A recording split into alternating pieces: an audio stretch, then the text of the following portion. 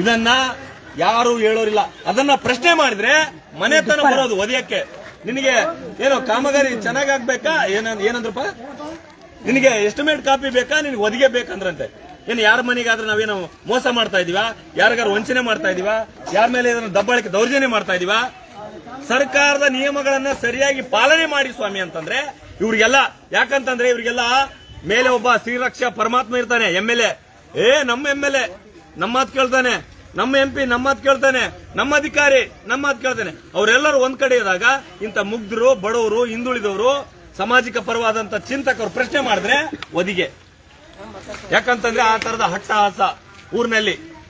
ಆಮೇಲೆ ಊರಲ್ಲಿ ಯುವಕರಿದ್ದಾರೆ, double degree ಓದಿದಂತ ಪುಣ್ಯಾತ್ಮರು ಊರಲ್ಲಿದ್ರು ಕೂಡ ಇಂಥ ಕಾಮಗಾರಿ ಬಗ್ಗೆ ಯಾರು ಪುಣ್ಯಾತ್ಮಗೆ ಬೇಕಾಗಿಲ್ಲ. ಯಾಕಂದ್ರೆ ನಾನ್ ಚೆನ್ನಾಗಿದ್ದೀನಿ, ನಮ್ಮನೆ ಚೆನ್ನಾಗಿದೆ, ನನ್ನ ಅಂಗಳ ಚೆನ್ನಾಗಿದೆ, ಸಾಕು. ಊರು ಹೆಂಗಾದ್ರೂ ಹಾಳಾಗಿ ಹೋಗ್ಲಿ, ಊರು ಹೆಂಗಾದ್ರೂ ಹಾಳಾಗಿ ಹೋಗ್ಲಿ.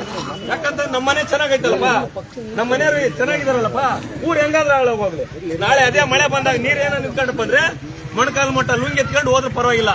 ನಂದು ಬೈಕ್ ಐತೆ, ನನ್ನ ಕಾರ್ ಐತೆ, ನಾನು ಆರಾಮಾಗಿ ಜುಮ್ ಅಂತ ಕಾರಲ್ಲಿ ಹೋಗ್ತೀನಿ. ಬಡವ್ರು ಹೆಂಗಾದ್ರೂ ಸಾಯ್ಲಿ, ಅವ್ರ ಹಣೆ ಬರ, ಅವ್ರ ತಿಪ್ಲ. ಈ ತರದ ಮನಸ್ಥಿತಿಯಲ್ಲಿ ಇರುವಂತವ್ರು ಊರಲ್ಲಿ ಎಂತೆಂತ ಪುಣ್ಯಾತ್ಮರು ಇದ್ದಾರೆ.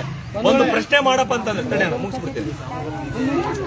ಈ ಮೂಲಕ ಸಂಬಂಧಪಟ್ಟ ಇಲಾಖೆ ಅಧಿಕಾರಿಗಳು